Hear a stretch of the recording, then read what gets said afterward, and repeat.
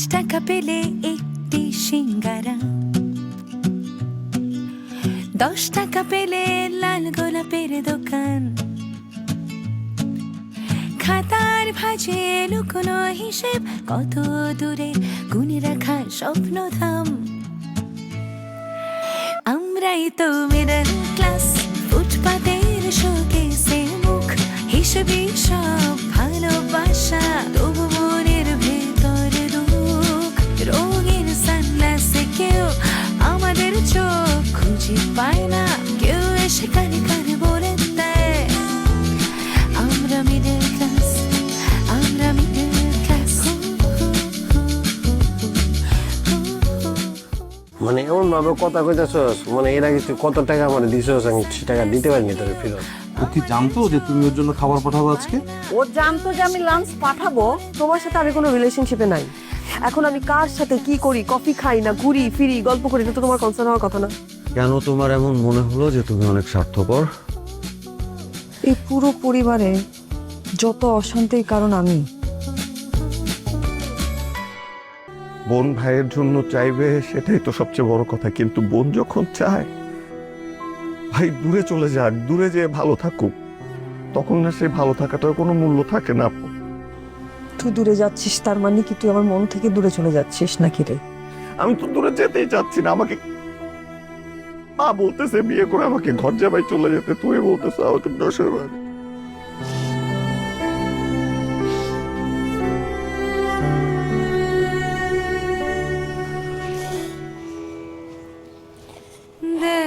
Middle class হওয়াটা একটা অপরাধ না আপু?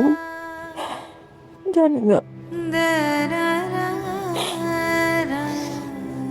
অনেক বড় অপরাধ। আমি খালি একটু বুঝি যে স্বপ্ন যদি একটু বড় হয় তাহলে সেটাকে ধারণ করে বাঁচাটা মাঝে মাঝে অপরাধ। কিন্তু স্বপ্ন নিয়ে যদি না বাঁচি তাহলে কি নিয়ে বাঁচবো আপু? আর তো কিছু নাই আমার। তুই কাঁদিস না প্লিজ, তুই কাঁদলে আমার মন খারাপ লাগে।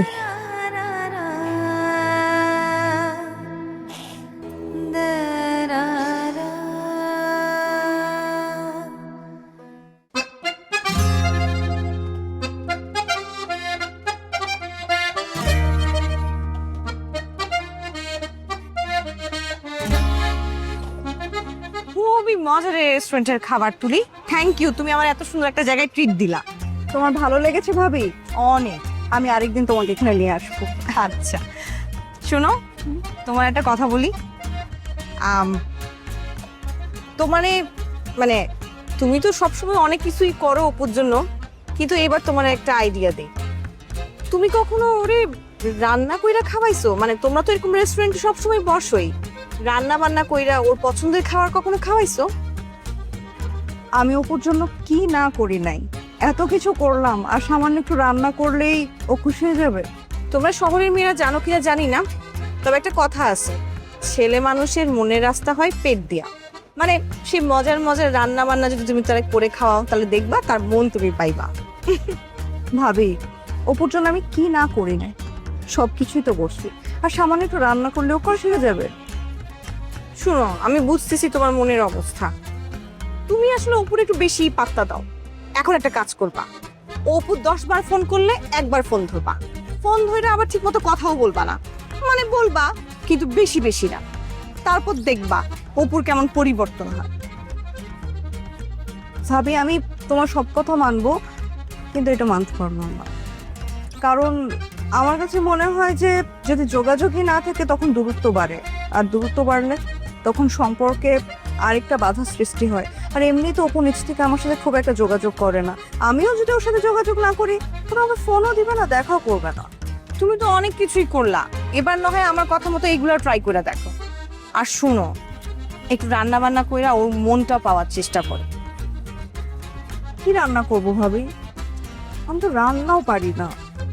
কি কইতেছ, তুমি রান্না বান্না পারো না? তুমি যে বিয়ের জন্য পাগল হয়ে আসছো। বিয়ের সাথে রান্নার কি সাথ? বিয়ে করতে চাইলে কি রান্নাও জানতে হবে এমন কোনো কথা আছে? রান্না শিখবো বিয়ের পরে আস্তে আস্তে। হ্যাঁ, এটা অবশ্য ঠিক, রান্নাটা বিয়ের পর শিখতেই পারবা, কিন্তু বিয়ের আগেও এমন অনেক কিছু আছে যা দিয়ে তুমি চাইলেই উপরে আটকাইতে পারো। সেটা কিভাবে? তোমার কিভাবে বুঝাই? আচ্ছা তুমি শহরের মাইয়া হয়ে এতটুকু বুঝো না, থাক তোমার আর বুঝানো লাগবে না, বুঝাতে গেলে আমার একটু বেশি বেশি হয়ে যাবে। না না ভাবি, বেশি বেশি হবে না। তো আমাকে বলো, তুমি যেভাবে বলো আমি সেটাই চেষ্টা করব। বল। আচ্ছা ঠিক আছে, বলবো আস্তে আস্তে, সব বুঝাই দিব তোমারে। চলো।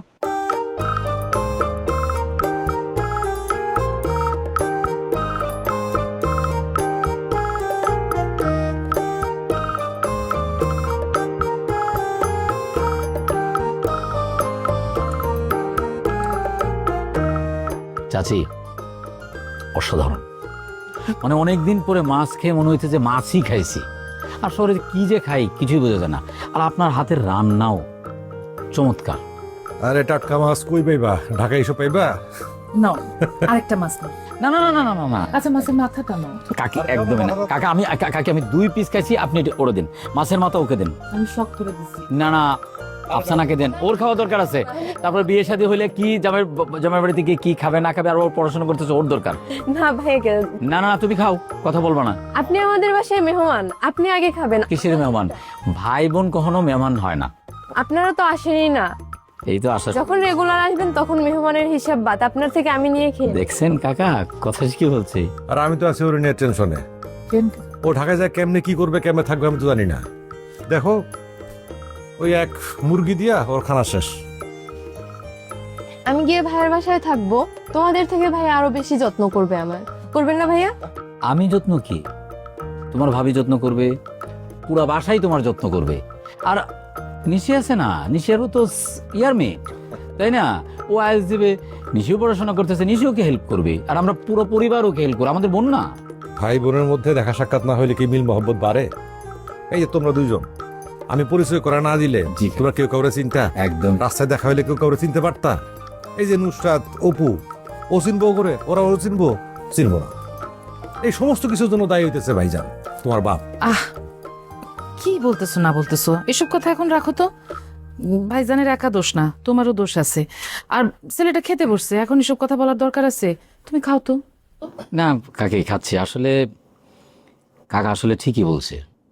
মানে আব্বার দোষটাই আসলে বেশি। আব্বা বড় ভাই না, উনি তো ছোট ভাই। আর কাকা কি চাইছিল? কাকা চাইছিল যে জমিটা, আব্বার জমিটা যাতে না বিক্রি করে। আচ্ছা জমিটা যদি বিক্রি করে দিত, তাহলে আজকে কি আমি আসতে পারতাম? আপনিই বলেন। তোমার কাকা কি শুধু তোমাদের ভালো মন্দ চিন্তা করে? তোমার কাকা তার ভাইজানের জন্য পাগল, প্রায় একদম উন্মাদ। মাঝরাতে হঠাৎ ঘুম থেকে উঠা বসে, চিৎকার দিয়ে ওঠে, আমার ভাইজান, আমার ভাইজান কই, আমার ভাইজান কি খাইতেছে। মাঝে মাঝে বলে যে আমার ভাইজান কি আমার কথা মনে করে? একজন মানুষ যদি তার ভাইকে অনুভব না করে, তাইলে কি সে তার ভাইয়ের কথা এরকম করে বলে? তুমি একবার বলো, হ্যাঁ? তার ভাইয়ের প্রতি তার যে কি পরিমাণ টান তুমি চিন্তাও করতে পারবা না। আমি তারে অনেক বলছি যে ভাইজান যোগাযোগ করুক না করুক, তুমি ভাইজানরা একটা ফোন দাও। একটা ফোন দিলেই তো সব ঝামেলা মিটা যায়, তাই না? কিন্তু না, কার কথা কে শুনে, জিদ ধইরা রাখে খালি। আচ্ছা তুমি তো এই পরিবারের বড় ছেলে। জি কাকি। আমি একটা কথা বলি, এটা তোমার কাছে আমার দাবি। তুমি দায়িত্ব নিয়া তাদের 2 ভাইয়ের সম্পর্কটা একটু সুন্দর করে দাও। তুমি তোমার বাবারে একটু বুঝাও। কাকে আপনি এটা কোনো চিন্তাই করেন না, কিন্তু আপনি তো আব্বার চরিত্রটাও জানেন। ছোটখাটো বিষয় না, একদম ফালতু বিষয় না উনি রিয়েক্ট করে, রাগারাগি অভিমান শুরু করে দেয়। তারপরেও কাকা আমি কথা দিতেছি যে এই যে দূরত্ব, এইটার কোনোভাবেই আমি চাই না। এটা যে করে হোক এই দূরত্ব আমাদের কমাইতে হবে চাচি। যাই হোক, তুমি আসছো, আমাদের কথা মনে করছো, এই জন্যই আমরা খুশি। মরে গেলে এইসব কবর দিয়ে যাও। কি বলেন কাকা? আমি তার অনেক বলছি, জায়গা জমি নিয়ে ভাই ভাইয়ের দ্বন্দ্ব এটা আমার একদম পছন্দ না। আরে এইসব ভেজাল কিন্তু আল্লাহ পাকও পছন্দ করে না। হ্যাঁ, কত বলছি যে 2 ভাইয়ে বৈশা এসব সমস্যা মিটায় ফেলো। কে শোনে কার কথা? যতবার বলি তখনই সংসারে কোনো না কোনো একটা অশান্তি হয়, হ্যাঁ, বড় কথা হয়, মতবিরোধ হয়। এজন্য আমি আর এখন এসব কথা বলাই ছাইড়া দিচ্ছি। কাকে একদম আপনি ঠিক বলছেন যে এই জমি জমার কারণেই তো দূরত্ব তৈরি হয়। আরে এসব বোঝাইতে গেলে খামাক। না না না, এটা একদমই ঠিক না। আচ্ছা আচ্ছা কাকা আমাকে বলেন তো, যে আব্বার যে জমিটা বিক্রি করতে চাইছিল, মানে কি পরিমাণ জমি আব্বার আছে বলেন তো? কই জমি? এই ভিটা ছাড়া তো তোমার বাবার তেমন কিছু নাই। ও, তুই আব্বার এই ধানি জমি টমি তেমন কিছু নাই না? আরে এই ভাতের মধ্যে চুল আসলো কোত্থেকে? আর তোমার কতবার করে বলি যে রান্নার সময় তুমি ঠিক মতো রান্না করবা, আর তুই চুল বাঁধার অবস্থা কেন? চুল বাঁধা খাইতে উঠবি, করতে এই চুল বাঁধার খাওয়াটাই নষ্ট করে দিল। ভাতটা আমি পাল্টাই দিতেছি। আরে কিছুই তো খাইলেন না। আরে আপনি খাইলেন না তো? সমস্ত খাওয়া রাখা দিচ্ছে। কি একটা অবস্থা! আহারে, সব খাবার রেখে দিছে। তুমি কি দেখতেছো? তুমি খাও। ও না কাকি, আমি তো অনেক খেয়েছি, আমার খাওয়া খাওয়া হয়ে গেছে, কিন্তু কাকার জন্য খারাপ লাগতেছে যে কাকার খাওয়াটা শেষ হলো না। আর বইলো না, একটা চুল যদি ভাতে পড়ছে তো সেই দিন তার খাওয়া শেষ, বিষের মতো মনে করে। মানে চুল পড়লে তার মনে হয় যে সব খাবার বিষাক্ত হয়ে গেছে। এইটা একদম সহ্য করতে পারে না, জানো? হ্যাঁ, এটা যে কি একটা অবস্থা। একটা কথা কি জানো, ধরো এই যে ভাত তরকারিতে চুল পাওয়া যায়, এটা যে শুধুমাত্র মানে বাড়ির রাঁধুনি বা বাড়ির ছেলে মেয়েদের চুল তা কিন্তু না, বাড়ির মানুষের বাইরের মানুষের চুলও কিন্তু উড়ে আসে। সেসব নিয়ে কিন্তু ঝামেলা হয়, বুঝছো? ও হ্যাঁ, কিন্তু আমার চুল কি পড়তে পারে? আমার তো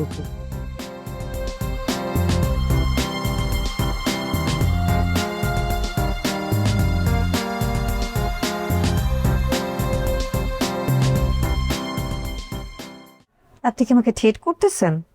আপনি কি মনে করতেছেন আমি আপনার থ্রেটকে ভয় পাই? থ্রেট ভাবলে থ্রেট। ও, আপনি এখন ভাবতেছেন যে আপনার ভাইয়ের কাছে টাকা চাচ্ছি, আপনার খুব লেগে গেছে না? আমি এত কিছু জানি না, আমি জাস্ট আমার টাকা চাই। আপনি তো সেদিন অনেক বড় গলায় বলছেন যে আপনি আমার টাকা দিয়ে দিবেন, এখন কেন এভাবে বলতেছেন আমাকে? আমি আমার টাকা চাই, আর কিছু না। বেশি বাড়াবাড়ি হয়ে যাইতেছে না? দেখুন, আমি বাসার মধ্যে আছি, আমি আপনার সাথে সিনকেট করতে চাচ্ছি না, জোর গলায় কথাও বলতে চাচ্ছি না। আমি জাস্ট আমার টাকা ব্যাক চাই, সেটা আপনি কোথা থেকে এনে দেবেন এটা আপনাদের ব্যাপার। আর আমার টাকা যদি আপনারা না দেন তাহলে কিন্তু আমি অনেক কিছু করতে বাধ্য, তখন আপনারা দেখে নিন। আপনি কি আমারে থ্রেট দিতেছেন? আমি আমার টাকা পাওয়ার জন্য যদি যে মনে করেন আমি আপনাকে থ্রেট করতেছি, তাহলে থ্রেটই করতেছি।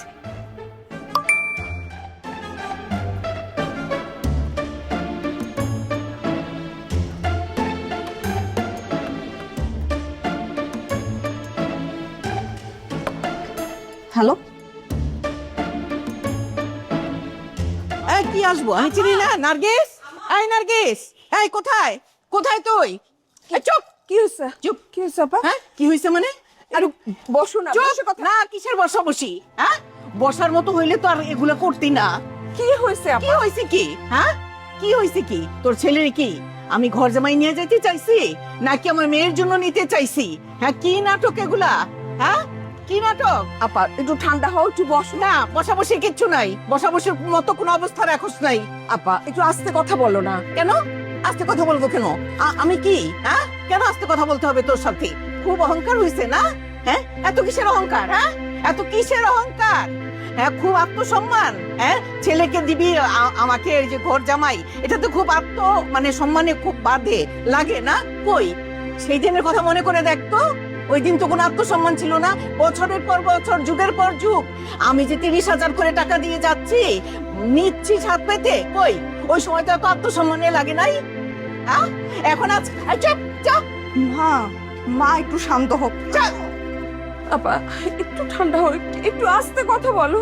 একদম না, একদম না। তোদেরকে আমার খুব চেনা আছে, বিপদে পড়লেই মানে খুব একেবারে মানে কি করবি না করবি মানে দিশাহারা হয়ে যাস, আর বিপদটা সেরে গেলেই বাস। আরে আমাকেও চিনিস না, মানে এই অবস্থা। ছি, আমি আমার মেয়ের কষ্ট দেখতে পারবো না।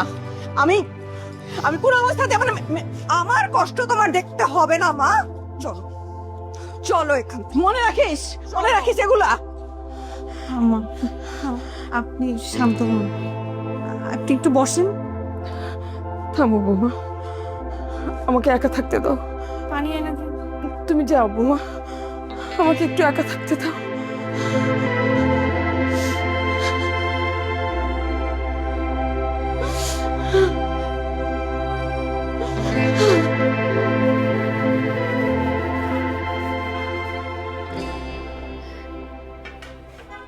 এই যে তোমার চা।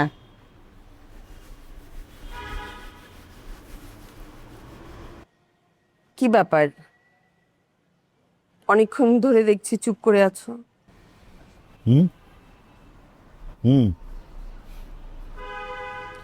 এই প্রথম আমার বাড়িতে কেউ একজন এসে চিৎকার চেঁচামেচি করে গেল। এরকম অবস্থায় চুপ করে থাকাটাই আমার কাছে শ্রেয় মনে হয়েছে। আচ্ছা, বাড়ির বাইরে থেকে এসে তো কেউ আমাদের বাড়িতে চিল্লাচিল্লি করে যায় নাই। আমার নিজের বোন, আমার আপন বোন, সে একটু মাথা গরম করে 2-4টা কথা বলে গেছে। এটা নিয়ে তুমি এত ভাবতেছো কেন? কেন ভাবছি? উনি তোমার বোন, আমার সম্মানের, কিন্তু তোমার মনে রাখতে হবে, বা তোমার বোনের মনে রাখা উচিত ছিল যে বাড়িটা আমার, আর আমি এখনো জীবিত। তুমি এই সুযোগটা করে দিয়েছো বলেই আমাকে এতগুলো কথা শুনতে হয়েছে। আমি সুযোগ করে দিয়েছি মানেটা কি? তুমি সুযোগ করে দাও না।